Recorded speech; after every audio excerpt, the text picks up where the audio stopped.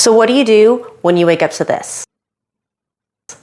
Don't panic, it's not time to call a professional yet. Let me show you how to troubleshoot and maybe fix it. First, look up the error, and in this case, it says what it means. There's no power running to the device. But what do you do with that information? If you have a Google Nest, first thing you're gonna do is double check to see about your settings and your battery. So I'm gonna see, all right, my battery's good. And even though I know the error, I'm gonna double check to make sure it's the same anyway. My network is disconnected and I have no power. With that error, it could be a number of things associated with the wires or fuses, or you may need a professional. First, you take it off. All I'm doing here is doing a visual. These are lower voltage, but if this is your first time, go ahead, go to your circuit breaker, turn it off. It's better to be safe when it comes to working with electric wires. I looked at these earlier and knew they weren't loose. But if your power's off and you aren't sure, although they're depressed, give them a little tug and see. So the next step is to head upstairs and check out the furnace. Before I touch that, I'm 100% turning off the breaker. And before I touch anything inside the breaker, I'm going to use a voltage tester. This is a cheap one. I just got it off of Amazon. I also have a bigger voltmeter for other projects, but this is like 13 bucks.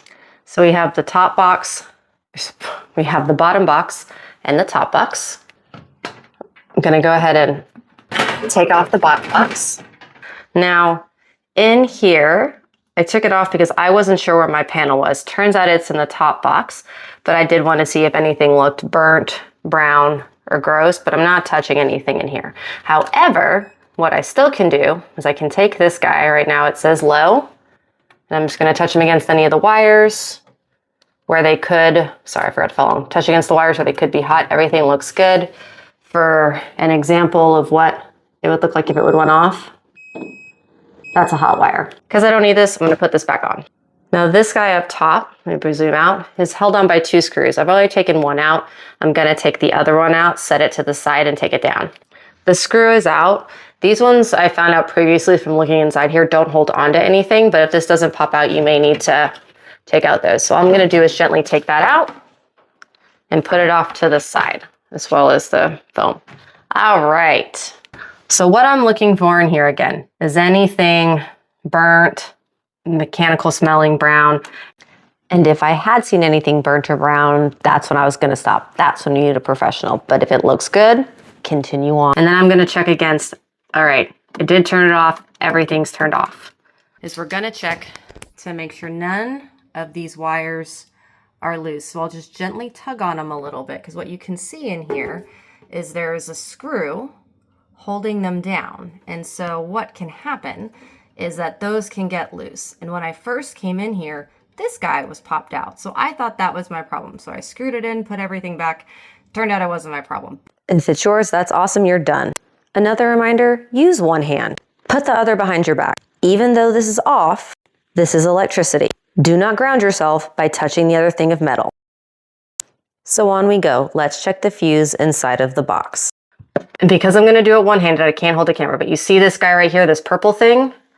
That's one of the fuses that I'm gonna check to make sure, we'll show you where he's at, that it isn't burnt out. Visibly, she looks good. She's not brown or black on the side. So this is when my other cheap voltmeter comes into practice. I'm gonna come down here to check the ohms, and I'm going to place each one of these on either side of the terminals to see if I get any kind of reading. Record with my feet. All right, so what that means is she's not burnt out, which would have been nice because that probably could have been my problem. I'm gonna put this back, again, put the phone down because again, one hand. Now this is the point where I would have went to a professional if it hadn't been that. But my guy is hella old and has something I hadn't seen before, and the internet didn't help me. I had to do a ton of research, and shout out to Kayla and her hubby hub for like answering all my questions. Trying to figure out what was going on. I saw this. Unscrewed it from the wall and did research, and again talked to folks and my dad too, shout out dad, to figure out that this was a delayed fuse, so that my my furnace wasn't tied into my breaker box. This is acting as a short fuse. So I need to find out if it's dead. Same thing with my ohm meter to see if there was a reading. And It doesn't look like there is. Let me switch them. See if that's my problem. Nope, she did. And on the back, you can see there's an 8. There's an 8 up here. You can hear it's busted, so I'm pretty sure this is my problem. And because of that 8, that's the amps, the amperage. And so I went down to my local hardware store and they had a whole roll of them. Shout out Alameda Hardware. So now what I'm gonna do is I'm gonna screw this back into the wall.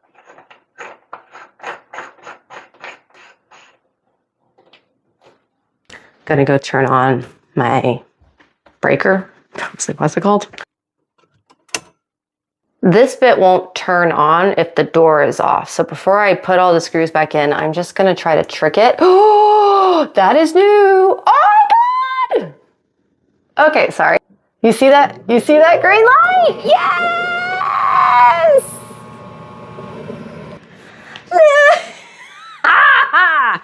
Ha! So basically, I just saved myself potentially hundreds of dollars. So I'm encouraging you to explore, do a little bit of research. Something like this is safe in turning the power off. And I'm gonna put the door back on and then I'm gonna go downstairs and show you on the Nest that it works. We did it, guys! And I also need a new battery. Ha!